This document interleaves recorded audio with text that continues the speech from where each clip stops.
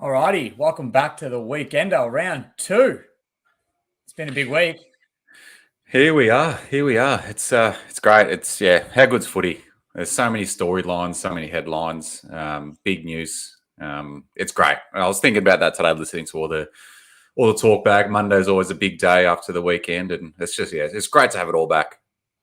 Oh, it's superb. And then we're 2 rounds in, and it already feels like we've been watching footy for the last 10 weeks with the talk everyone's having. Like some teams are already done for the year if you listen to the media, and some teams have already got the flag in the bag. So it's great. It's great to have back. Talking points are all there, and it's all a part of it, I guess. Yeah, absolutely. Yeah, it's great. What was your favourite moment from the weekend? Was it the Tigers almost getting rolled by the Crows, or? That one, yeah, that one, I lost a few more hairs off the top of my head after that, I reckon. That was stressful. I didn't need that to add to my weekend. I thought 45 points up at halftime. I thought, you beauty, we're on here. We're going to blaze away. And next thing I know, Rochelle's celebrating like an animal after kicking 2 goals. And I thought, oh, God, here they come. And sure enough, they got to within a point. And it was, very heart-wrenching. But we managed to hold on in the end, which was good. But I think my favourite moment was Samson Ryan coming in for his second game and kicking 3 goals. The kids had a long time in the twos and earned his spot, so it was good to have him. That was my favorite moment. He was very impressive, wasn't he? Yeah, extremely impressive. So I was looked raw, focusing him. We've before we keep going, we've got a comment very early from Christaki Maureen. Does Luke Beveridge survive the season? It's a great question. It's an early debate to get onto, but it's a great question because the Dogs are currently 0-2, and their fixture in the next few weeks isn't the easiest run. Like I was listening to Channel 7 News before, that could potentially be 0-6 to start the year, and I think once you go up 0-4, 0-5, that's kind of finals a wrap almost, isn't it? It's hard to come back from. There's even talk like there's like a crazy stat that teams that go 0-2 rarely make finals as well. So I think it's a little bit premature. Like we're only a couple rounds in. There's 21 more to go. But yeah, the signs aren't great. They haven't been playing great footy. But I think they've got the quality to turn it around for sure. You look at their midfield, they're stacked, their forward line, the defense, like they've got stars all over the field. So I think they've got enough to turn it around. It's just not pretty at the moment, isn't it? Yeah, it's not really happening for them. I don't know what missing pieces to the puzzle there are, but I think they're going to find them, and Luke Beveridge is going to find them and start putting them together real quick. Because if they lose another 1 or 2, then it's, like you said, it's too early, but some people are going to start calling it season wrap if they don't win one of the next 2 or 3 games. So, yeah, it's going to be interesting to see what the Dogs do from there. Yeah, for sure. And I mean, the team that they played as well, the Saints, geez, they were very impressive. Their young players are looking the goods, especially the Pooh, Mateus, as you are. That's it, mate. That nickname is going to stick. It's rolling around. It's not. I didn't come up with it, obviously, but it's rolling around. The Pooh's going to stick, so don't worry about that.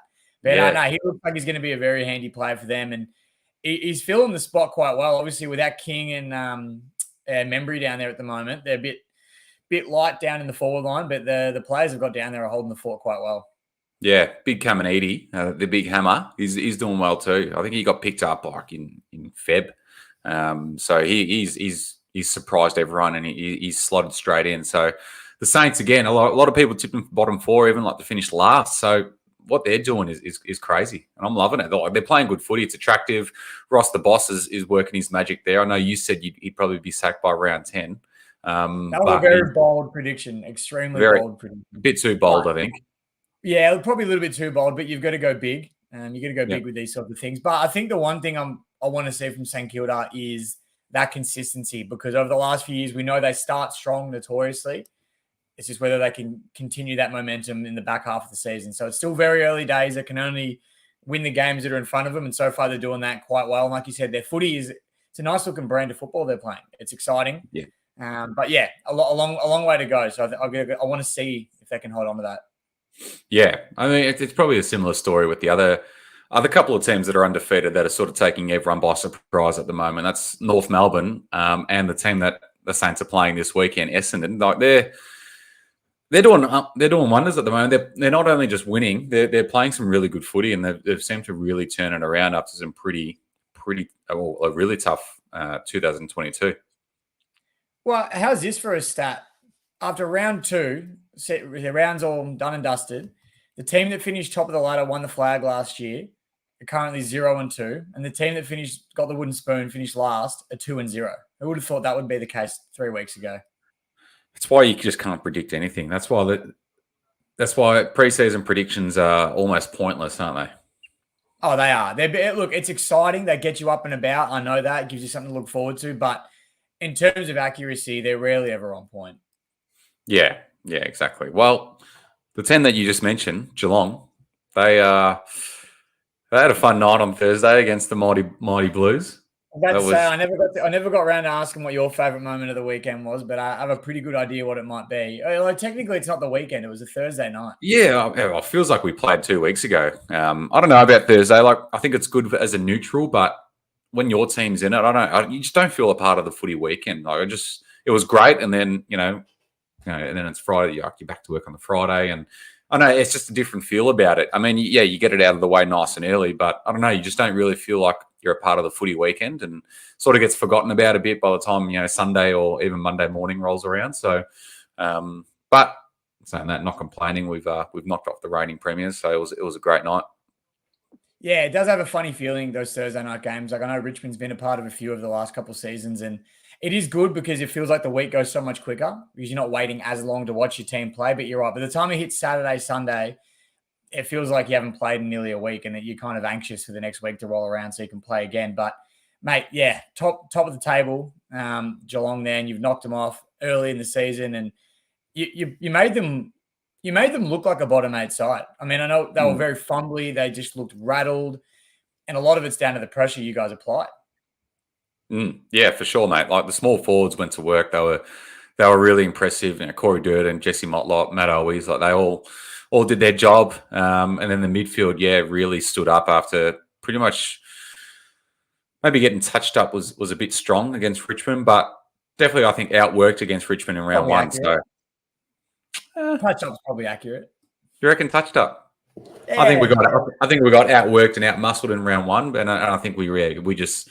I know that we changed the way we played a lot in round 2 and went a lot more attacking and played with pace. So and just got it down to our big forwards, which you got to when you've got 2 absolute guns down there. So and then Charlie had a big night, kicked 5, and was pretty much the match winner in the end. So but no, great for the Blues. I think that's our biggest win in a very long time, just in terms of the opposition and what was at stake as well. You lose that, and then you're coming from a low base, aren't you? So that was huge, and I mean, to get through Richmond and Geelong undefeated is a really good effort, and definitely something I would have taken at the start of the year. Oh, for sure, it's a great start, and you mean, as much as a draw is not the result either of us wanted, I think for you guys to, like you said, still be undefeated, it's a great result heading into round 3, and the next few weeks for the Blues are looking pretty ominous. You guys could really win the next 3 or 4 in a row and get yourselves on a nice little roll there. So exciting times ahead for the Blues. But I want to quickly touch back on the Cats, because whilst they were disappointing and probably didn't live up to their fans' expectations or the AFL world's expectations, one player in particular that did and absolutely starred above all else was Jeremy Cameron. Boy, oh boy. This man is a superhuman freak, is he not? Oh, for me, mate, to witness that in person as well was outstanding. Like, what he was doing on the footy field, he was kicking them from everywhere. He was running. He was down back intercepting marks. He was running through the midfield, and then would bob up forward and then just take some big pack marks. So, and from where he was kicking his goals as well, they're all tight on the boundary line and or from outside 50 as well. So they weren't easy shots. So he really carried Geelong on his back on Thursday night. It was honestly, it was great to watch. And I mean, you'll always remember that night that Jeremy Cameron kicked 6 and had 25. It was one of the best individual performances you'll see. And I mean, if he didn't play on Thursday night, it could have been pretty ugly for Geelong, I think. So for me, I think he's right now. I mean, he's probably not getting spoken about like some players are in the AFL, like some of the younger players. But for me, I think he's probably the most talented, if not the best player in the competition right now. With what he's doing, he's an absolute freak.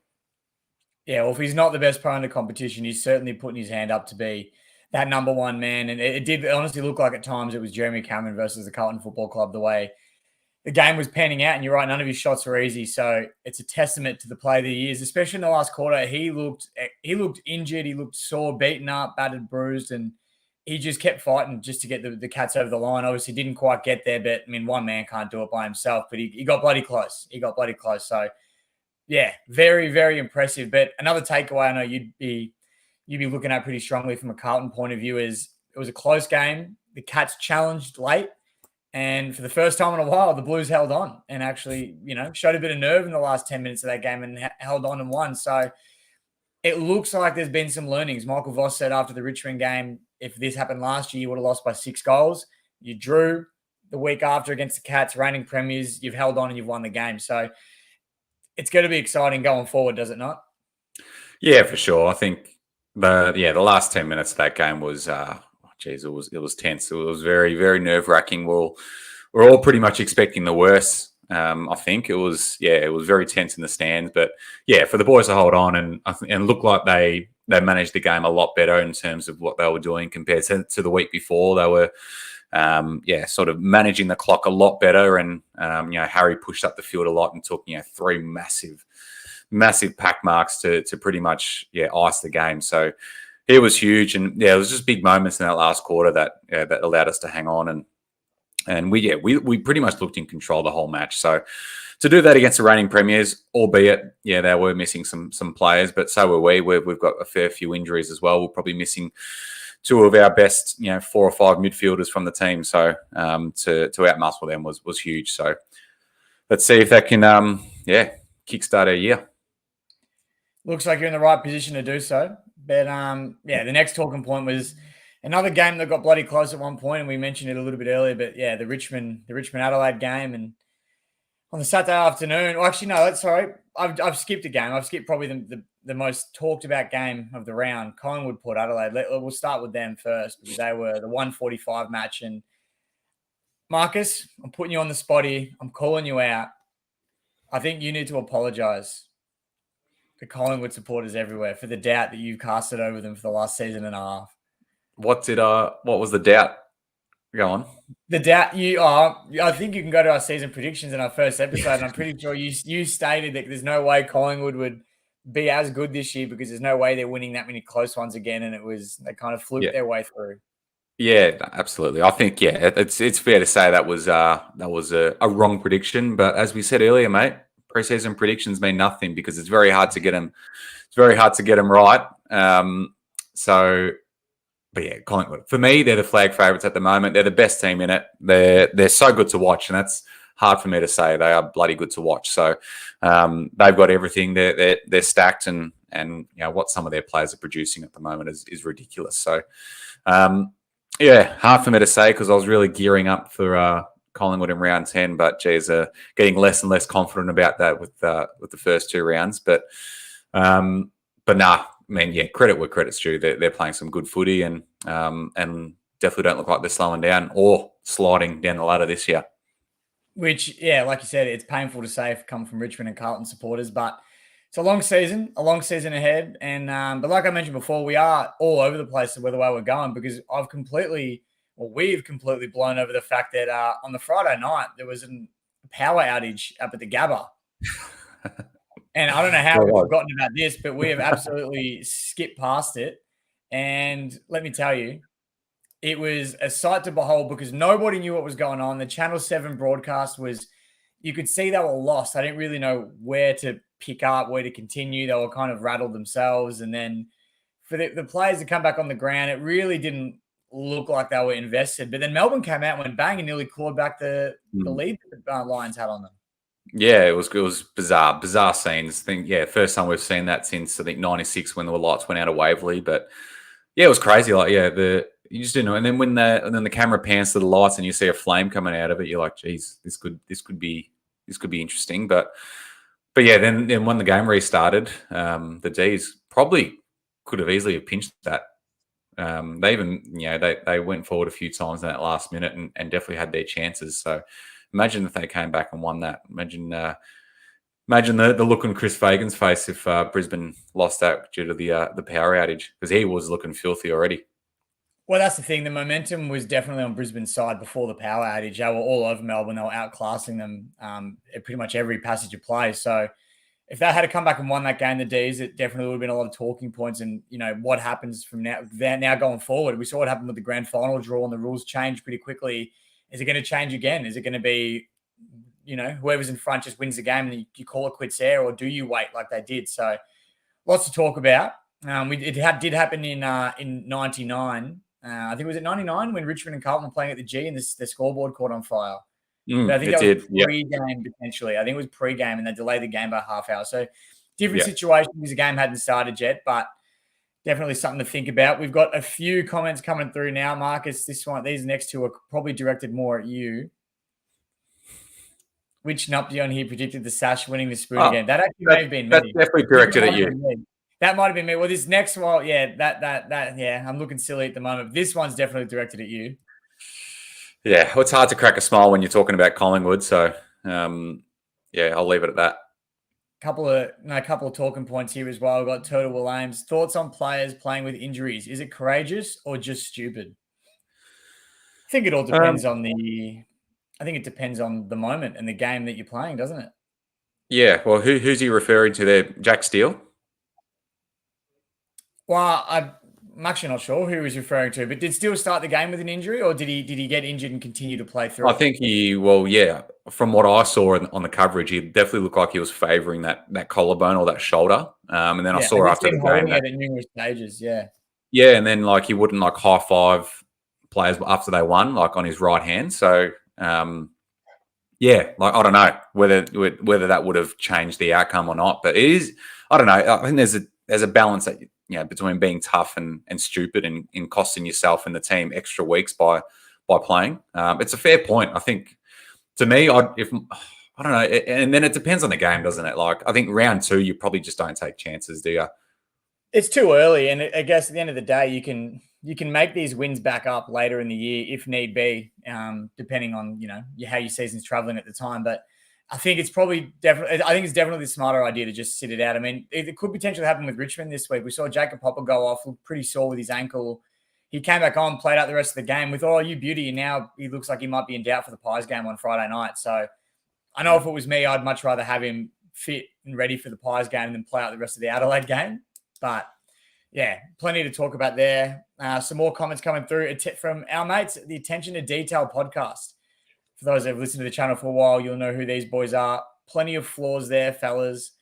D's were no good. Smacked all over the ground.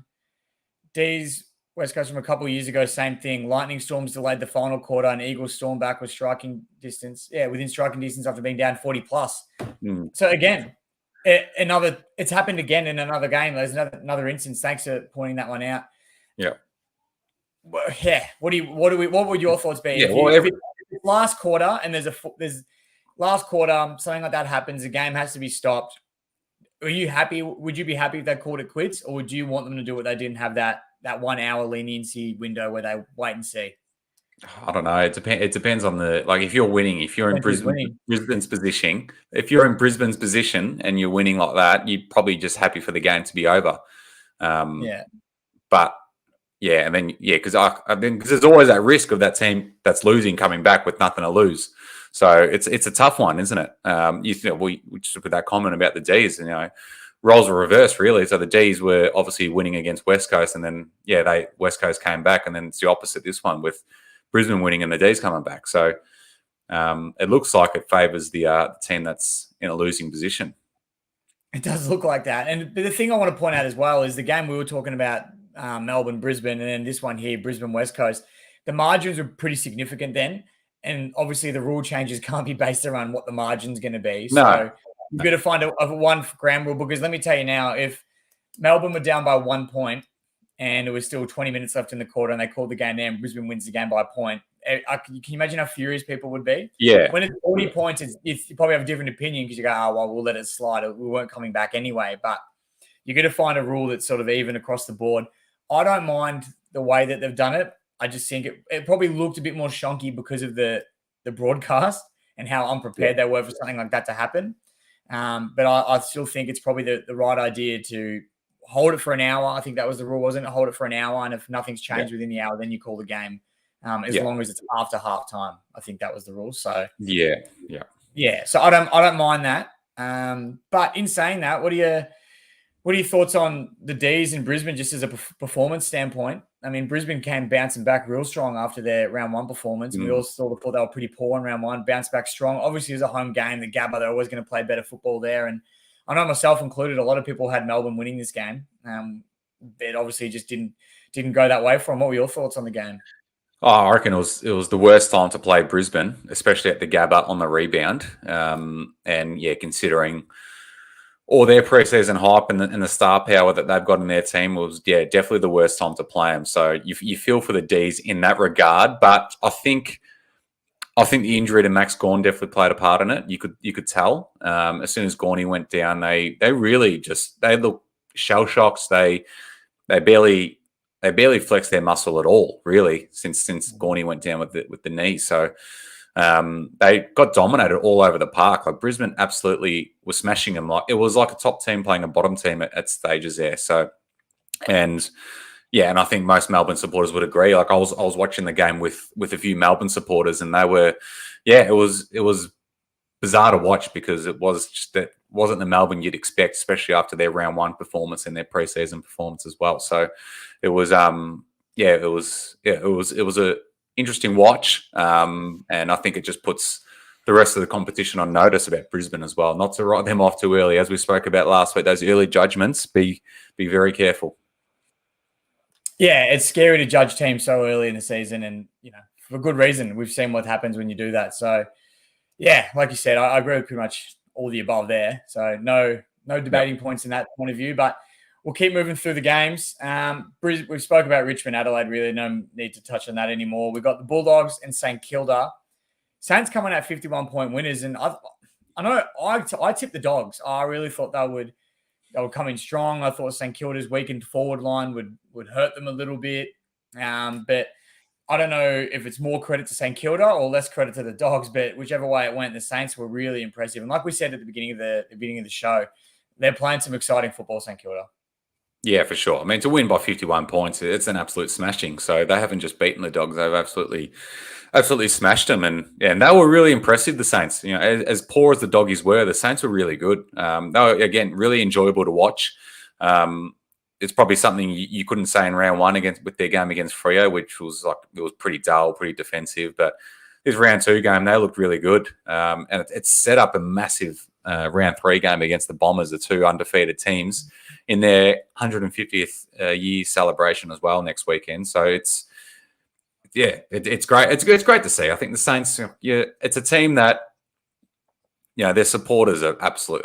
We don't need to go into how much success they've had over the years, but they deserve, some sort of. I mean, they've only played finals once in the last 10 or so years, so I think they deserve it. And I think Ross is doing some great things. I don't think we. I mean, you doubted Ross being there, but I think he's going to do wonders for him. Yeah, it was less doubting him, more just trying to cause a controversial headline. But yes, you're right. We can cut it up and put it back up again. We can. But again, it was a bold prediction that I don't stand by for what I'm saying at the moment. I definitely don't stand by. But it's a long year. It is a long year. Who knows what could happen? Back to the attention to detail, boys.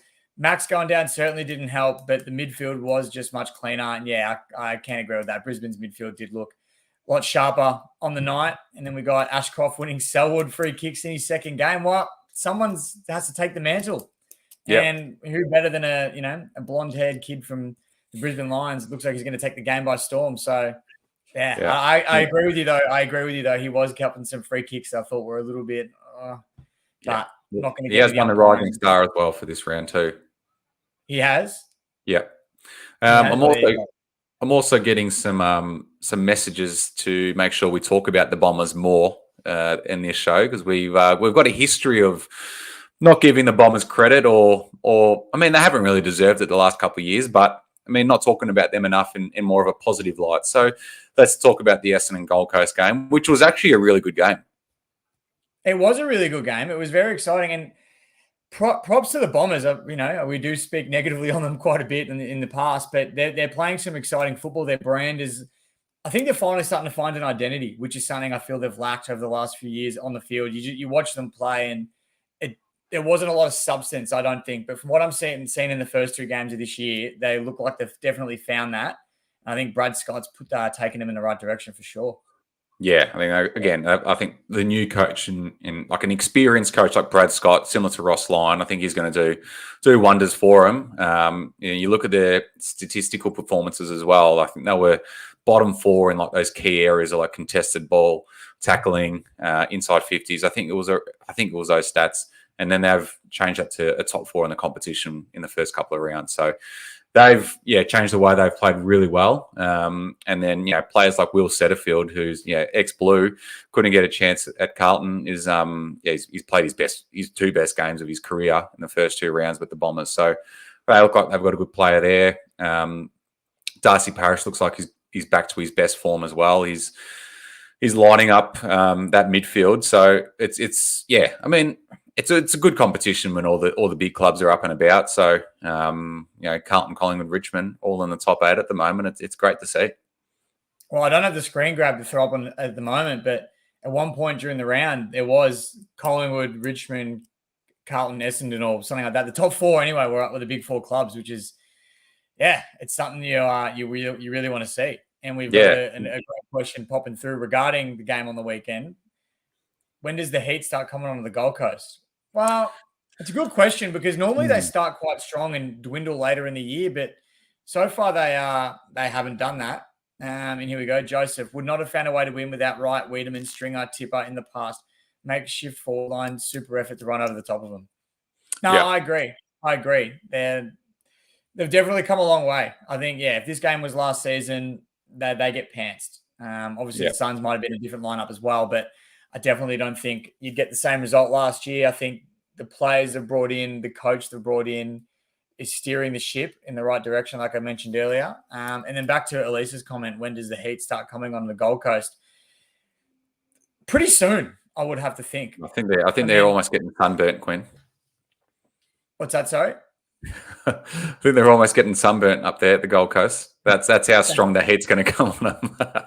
That sucks. I wish you could erase it. We're live. I wish I could edit that out, but we're live. That's one of your gags, actually. So yeah, I'm not surprised by that. But it's honestly, it's going to be coming soon. I think they're lucky that they're from Queensland and not a Melbourne club, because they'd be copying it a lot more, I think, if they were from Melbourne. And I mean, the last couple of years now, we've been predicting, this is going to be the year they make the 8. All the pieces are in the right place. They're looking like they're going the right direction, blah, blah, blah.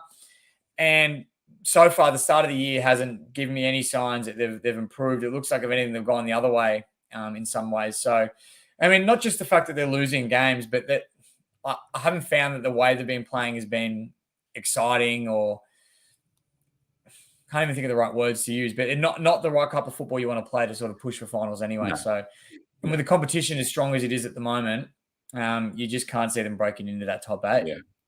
They're in a bit of no man's land, aren't they? Like it's like they have to be pushing for the finals, and they're clearly not up to it at this stage. Anyway, again, it's only round 2, but from what we've seen, they were pretty poor against Sydney in round 1, albeit Sydney are looking very, very dangerous this year. But I don't know, they did show signs against Essendon. I think they were pretty good for most of the game. I think Essendon just sort of kicked away at the end there. But again, if they want to be a finals team, they probably should be winning games against Essendon, who obviously, weren't that great last year. But then again, we don't know what Essendon are going to do this year. They're obviously started really well, so they might even be a finals bolster this year. So who knows? It is hard, but Gold Coast definitely need to get on their bike.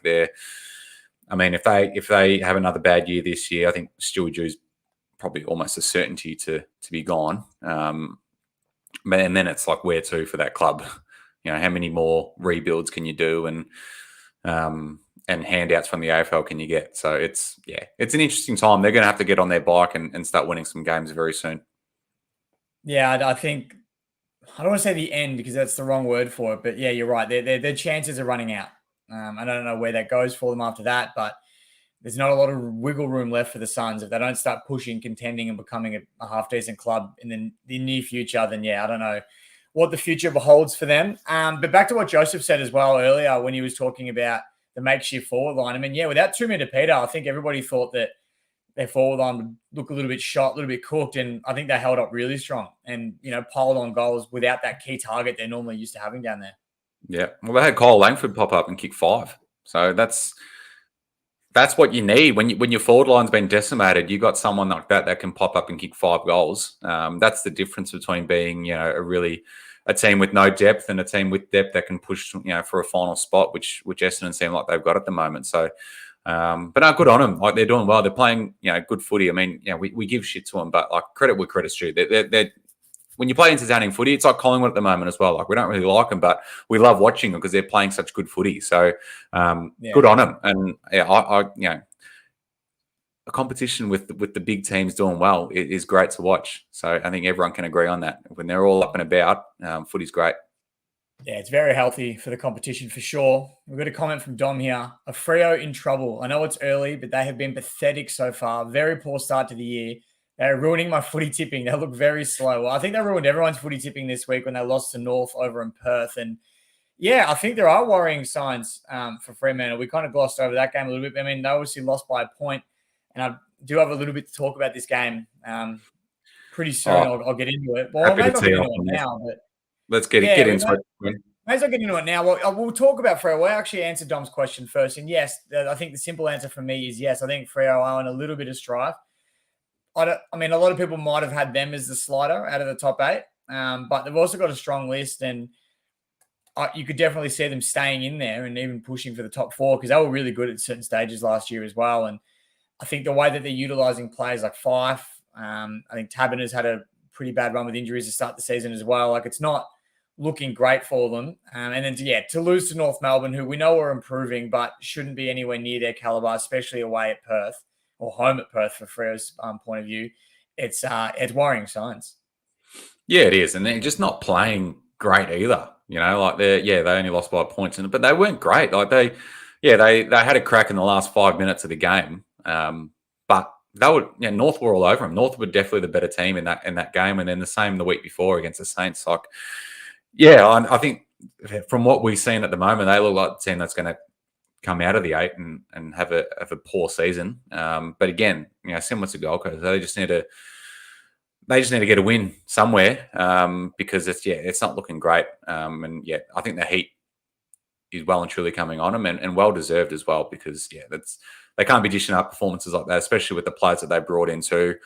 I mean, Luke Jackson's copped a bit of stick already, the high price tag, and he's really done nothing. Jager O'Meara was playing as a full forward in the last 5 minutes of the game. So I don't know. It's a tough one with Freo. I don't know. They've got to be winning those games at home, especially against North. I mean, again, we probably should be giving North credit. As bad as Freo were, North were great. No, they were good. They played really, really good football. And then, as Dom said here, Freo will be pretenders until they find a key forward. Haven't had a decent forward since Pav. P.S. I won't be tipping them going forward. Well, they haven't really given too many reasons to tip them, Dom. You're not too far off the money there, I don't think. But I think they'll find their groove, Freo. I don't know what the delay is and what's setting them back this early on, but I think they will find their groove. I don't think they'll completely fall that far. I think they'll fall out of the 8. I mean, from what I'm seeing, they'll slide for sure out of the 8, but I definitely don't think they'll end up bottoming out or anything dramatic like that. So I think they'll be okay. But in saying that, North were great, and they're again another club that's found some really exciting football and started to gain some kind of identity on the pitch. And Alistair Clarkson, wow. Yeah, it's great. It's great to see. I mean, and it's weird seeing North Melbourne win like this and seeing them in 5th position on the ladder as well. Like it's great. It's great for the competition. I mean, they've been down for a long time now, and for them to win their first 2 games, and I think if they go on and have a great season, and do a lot better than we think, then geez, I mean, we already know Clarkson is one of the greatest coaches ever, but geez, if he can do this with North, boy, what a legacy he leaves, isn't he? Yeah, and so quickly as well. I mean, if you did it over a period of time, then it's different. You know what I mean? Like you'd be like, okay, he's eventually built. It's still impressive, but to do it in a season or one Mm. preseason, you know what I mean? That's Yeah. incredible. So yeah, hats will definitely be taken off for Alistair Clarkson in that situation. But before we stray from the Freo North game, I want to talk about the ending. We all know how it ended, the fashion in which it ended, but it's not necessarily what bothers me so much. And I've told you before we went live tonight what bothers me about this whole situation. But for those of you that don't know, the game ended with a controversial free kick that wasn't paid to Fremantle in the dying seconds. And the AFL, as the AFL always does, have come out and ticked the decision off, being the spineless cowards that this organization is. As much as I love the product that they produce week in, week out, and I'll continue to dish my money into them and, go to the football most weeks. I'm an AFL member myself, so I'm, putting money directly in their pockets in that sense. But they are one of the most spineless organizations I've seen in a long time, because year after year, week after week, they are ticking off blatantly wrong decisions when everybody knows that they're wrong decisions, and they're going to go, no, we made the right call there. We're standing by that there. And it's honestly disgraceful, because tell me I'm not the only one that thinks that ball crossed the line well before, maybe not well before, but definitely before the final siren went. It did, because you watch the footage as well. And the North Melbourne players, you see the ball cross the line. There's about a second, and then all the North Melbourne players all of a sudden throw their hands in the air and start celebrating. You're telling me they just waited a second, like it's an instant reaction when that happens. Not only are you hearing the siren come in late, you're seeing the players' reaction late as well. And I understand mistakes are made. That's fine. I'm happy to cop a mistake any day of the week. But when the AFL comes out and backs it in and goes, "Yep, no, there's nothing to see here," it's disgusting. And I know it's happened to Richmond a couple of times last year, so I'm passionate about it. But it doesn't just happen to us; it happens to everybody. I'm still waiting for the AFL to show me conclusive footage from last year's elimination final. Put closure out there. If you're backing yourselves in, that's fine. You've got this footage, show it. You backed yourselves in, show the footage. Or even the Sydney game last year when we ended up, we should have drawn with Sydney, but we lost because they used common sense, and they ticked that one off as well. And there's plenty of others. These are just the more recent ones in my head, of course, because they happened to us. But it's happened again on the weekend. Another team has been done dirty.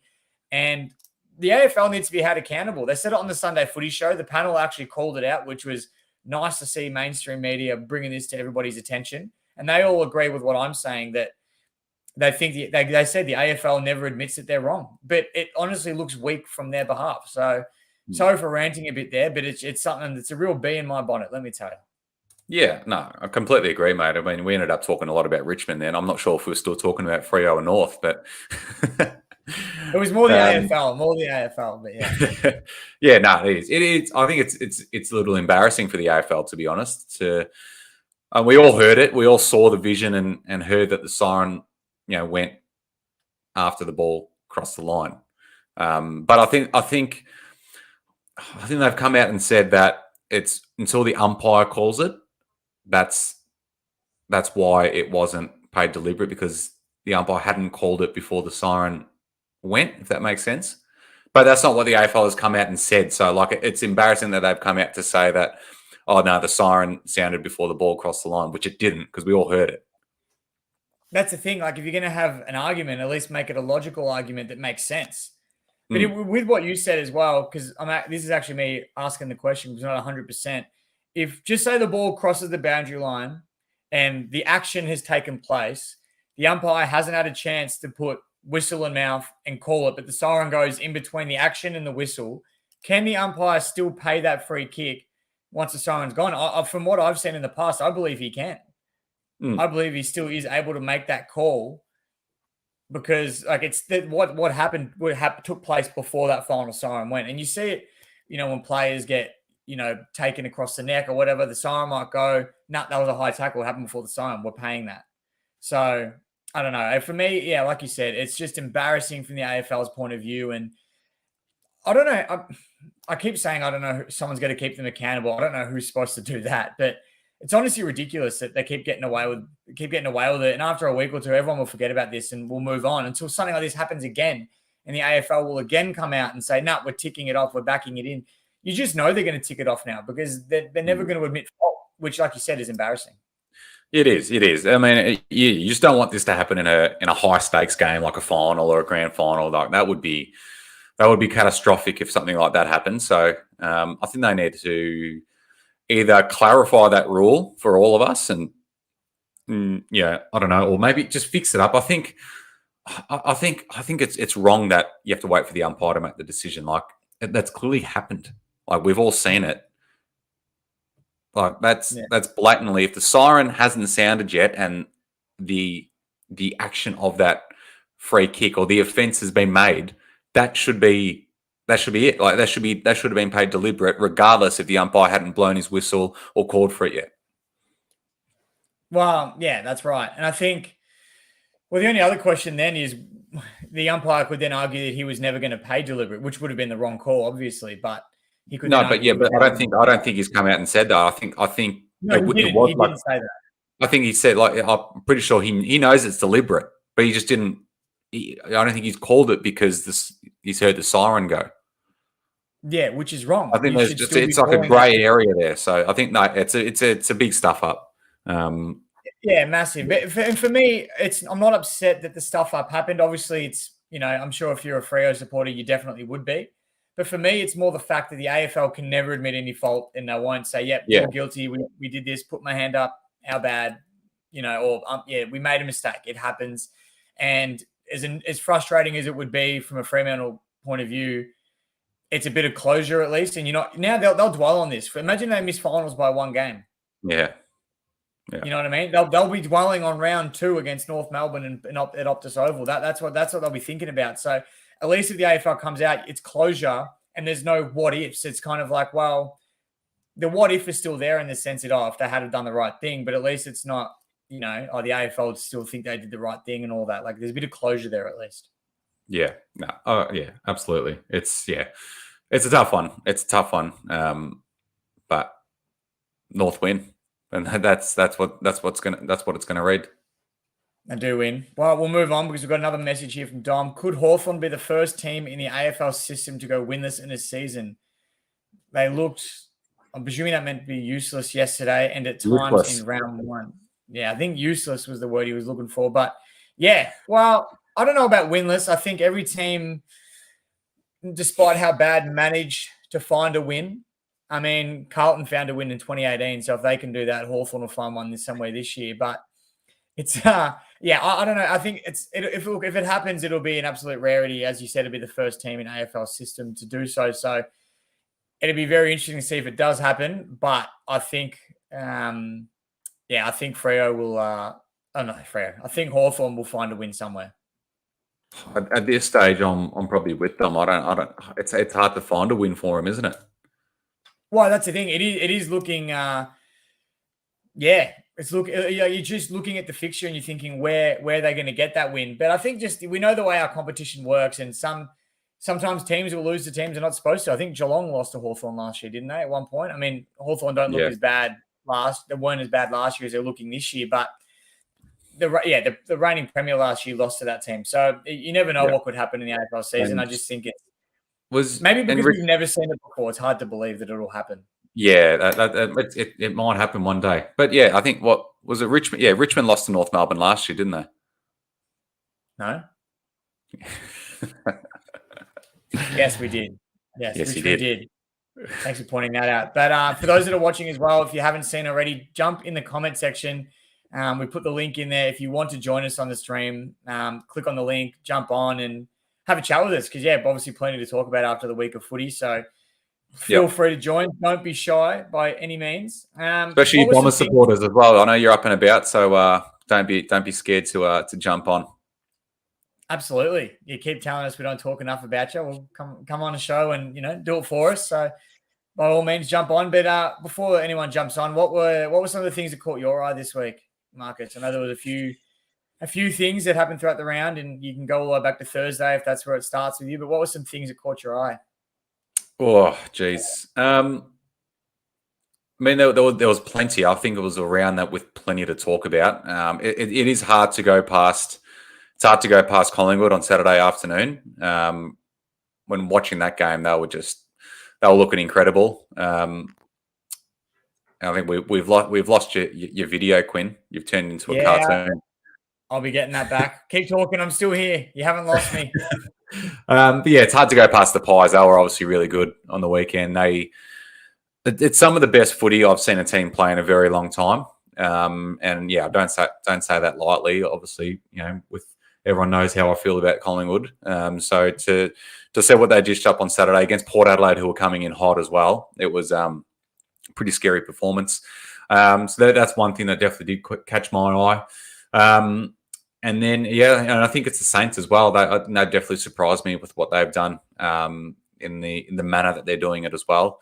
They've been really good. So I think those two things are the big ones. And then if we go way back to Thursday night as well, seeing an old timer in Ed Curnow put in a good performance after pretty much, he didn't play a game last year. So he's done really well. So I think they're the big things. What about yourself, Quinn? Have we still got you there? You've still got me here. I'm just working out a new camera angle because looks like my webcam has decided to call it quits. I think it was once we invited the Essendon supporters on that it kind of gave up. But, You've got a virus now. Yeah, dear, I've got a virus, but it will come back. It will come back. Here we go. Vincenzo, how good were the Blues on Thursday night? And like we spoke about earlier, they were good. They put on a very impressive performance. And I'll be blatantly honest with you. I went and changed my tip last minute, and I changed myself to the Blues, which I'm very happy with. Here we go. I'm back. New angle. But I got the different camera now. Yeah, I'm back. But the Blues are very impressive, Vince. So good to see. But what caught your eye? Things that caught my eye. I think. Well, if we go back to Thursday night, one of the things that definitely caught my eye was Asava Ratugolea. Now, the first two rounds I've seen him play is that key backman position, and 2 weeks in a row I've thought to myself, he's no good down there. I'm not saying he's no good as a footballer, but I just don't know if he's got I don't know. He had some good opposition, obviously, against Charlie and Harry on the weekend, and they played very well, especially Charlie. So maybe it's hard to judge him on that, but I just didn't think he put himself in the right spots. He was fumbling at times. It took a nice marker late in the game, but I didn't think he was quite where he needs to be, especially in that, premiership side that they were last year. Obviously, they've got injuries at the moment with Tom Stewart still missing. So he might just be filling that spot until someone like that comes back. I'm not too sure, but I think he's got a lot of work to do in that back position. What did you think? You probably watched the game closer than me. It's a hard one because I thought he played okay. Like there was some moments there where he took some big marks. Like a pack mark, he took some intercept marks as well. He's obviously really strong, but at the same time, like he came up against Charlie Curnow, who's arguably one of the best, if not the best, full forward in the competition at the moment. So it is hard. Like it would have been a very tough night for him, regardless. I think. And it's hard to judge off two games. Like obviously he played the informed Collingwood in round one, and then he's come up against the Blues in round two with their forward line. So I think they definitely need to persevere with it and see how it goes, because they are down on personnel down back, so they're going to have to run with it definitely for the next few weeks. Yeah, 100%. I think. Yeah, I'm trying to think of other options there, but I reckon you're right. They probably will have to. They've got too many injuries. I think he's just going to have to play there for definitely the next few weeks. Yeah, which is another thing as well. Excuse me while I'm just fixing my new camera again. But I think this is another thing I think people are forgetting about with Geelong. When they're starting to say, "Oh, they've got the hangover, they've got this, they've got that." They are going through some pretty big injury woes at the moment as well. So a lot of room for them to bounce back for sure. Another comment from Dom. I'm a very positive person, but I'm very worried about what Collingwood would do to us on Friday, Quinn De Luca. Yeah, I'm feeling pretty similar, Dom, at the moment. I'm feeling very similar at the moment. I think Pressure Point is comment, does Quinn realise we're alive? Someone's logged into the Pressure Point account and does Quinn realise we're alive? Well, considering you and I are the Pressure Point podcast, Marcus, yes, I do realise that we're alive, but sometimes in live broadcast things happen. Did you not watch the Friday night game with Brisbane Melbourne?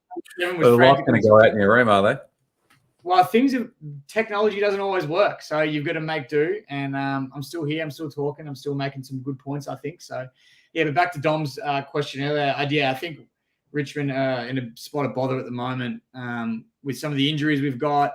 Nathan Broad, he'll be no doubt missing a minimum of 3 weeks, you'd imagine. And, it goes back up here. I think Elisa commented earlier, how many weeks does Nathan Broad deserve and how many do you think he will get? Dom goes, thoughts on Broad's tackle? I reckon he could be looking at 4+, sadly.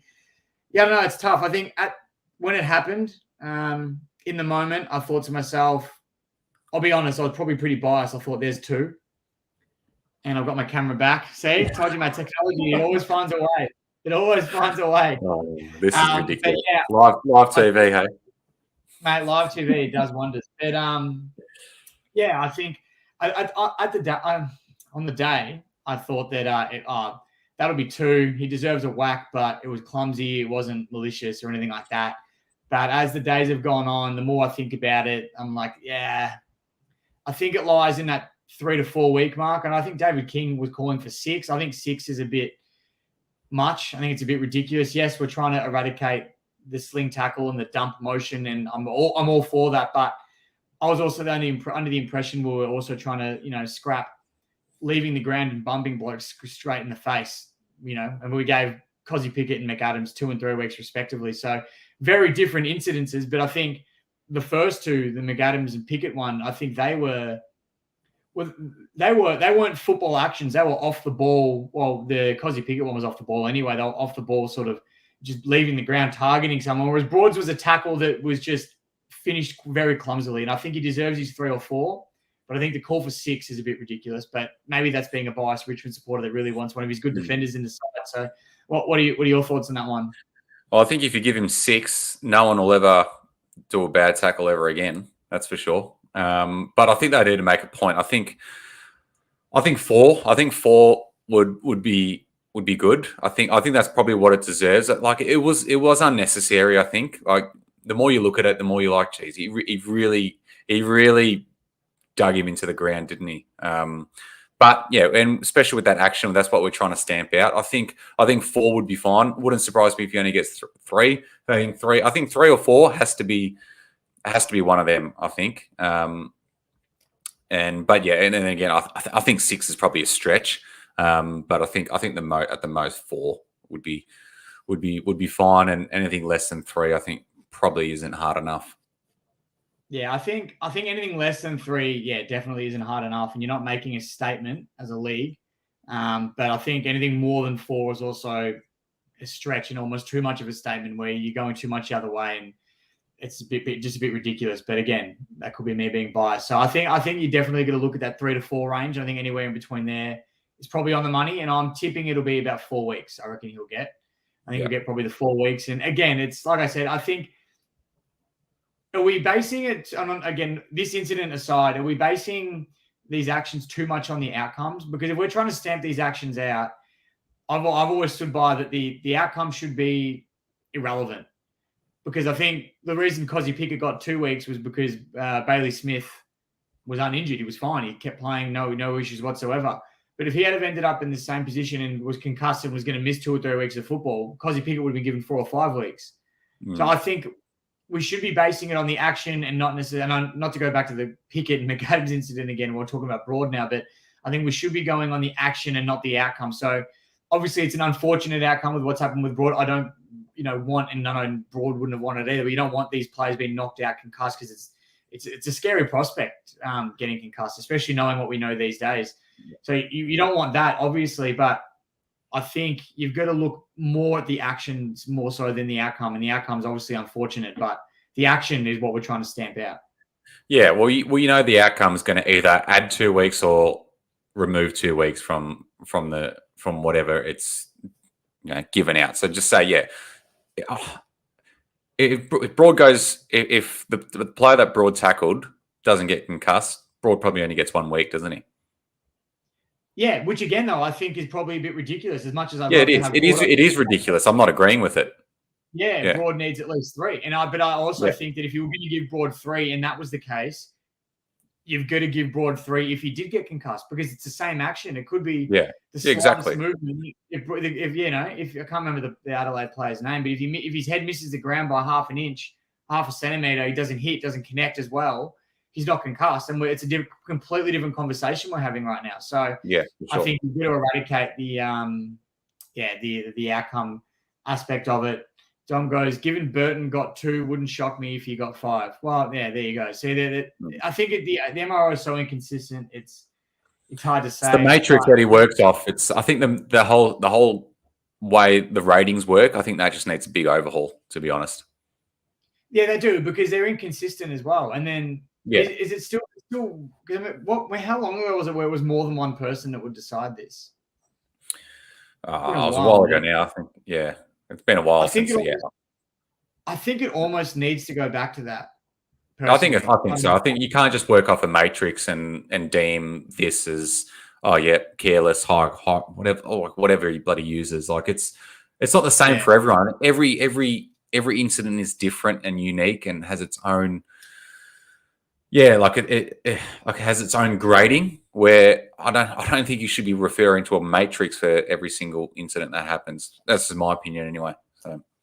No, I agree, because like you said, everything is so different. You can't compare one incident to the other. And I know I was just trying to do that a couple of minutes ago, but you're grading these incidences. You can't do that. And I think the matrix doesn't always work. Sometimes it will, and sometimes it won't. I think you could use it as a guideline, sure, but I don't think we should be basing all our decisions purely off that. But yeah, probably enough about that conversation. With a change of topic, we've got great friend of the show, Yanni. And for those that haven't seen Yanni's episode with us, it was I think it was our last episode for 2022, was it not? So if you haven't seen that, go back and check it out, because it was one of our favorites for sure. But his comment today, hey guys, love the show. What do you think about McRae's comments about Collingwood supporters having a louder supporter base than Richmond?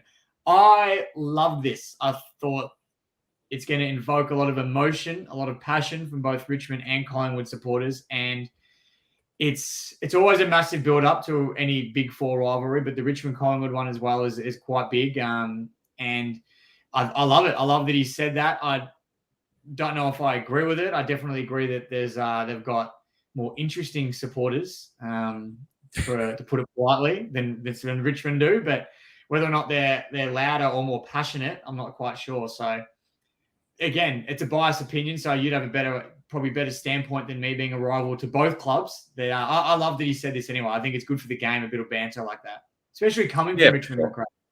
No, exactly right. I love it. It's great. That's the sort of banter you want to see. A bit of minor trash talk doesn't hurt anyone, so it's good. It's good for the theatre of it. Yeah, definitely. But it's going to be a big game. It is. I'm very much looking forward to it. Yeah, it's huge. I think it's surely going to get to 90,000. You think? Well, you'd hope so. I mean, people thought the Richmond Carlton game were going to hit the 90,000 mark, and we fell just shy. I think with 88, I believe it was in the end. So it honestly, I think if we get perfect weather, the traffic's good, going up and down Punt Road, it's all little things that are going to go, just right for the crowd to hit that 95,000 thing. But all GA is sold out at the moment. I already got my members text saying I've got to upgrade my ticket if I want to go. So you can't really buy tickets anymore, which is great. It means, it's looking like it's going to be a sellout, which is huge.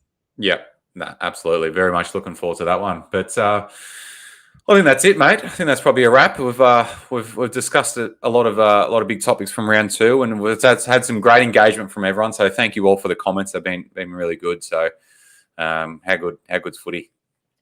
Mate, it's unbelievable. And just to touch on everybody that has commented and joined us live tonight, and those that are listening after the fact as well, because obviously these episodes are posted on as a podcast later on. Yes, Quinn realizes we're live. Thanks for reposting that one, Marcus. But going back to the people that are listening and all that. If you do want to jump on at any point, messages throughout the week, on the day, whenever it is, because the more people we can get, whether you're in the comments or you jump on the stream with us. Yeah, I'd love to have you all involved, because I think it only makes the conversations that much more exciting. Exactly. Yeah, because I'm getting pretty bored just talking to Quinn all the time. So would love some new faces on here. Yeah, I get pretty monotonous, no doubt. And for those that haven't seen as well, I mean, it's probably hard to miss, but below Marcus and I right here, we've got our beautiful sponsor, Gavos Freight Solutions. So thank you to Peter and the team down there at GFS for sponsoring us and, allowing this show to happen and helping the podcast grow, because we've had some big changes over the off season, and a lot of it we have to thank to Peter and the team. So thank you very much. And for all your freight needs, make sure you hit up Peter. All the details obviously below us there in the sponsor banner below us. Awesome. All right. Well, I think that's it, mate. So yeah, thank you again, everyone. It's been great, and I guess we'll chat at the end of round 3. Done. See you later.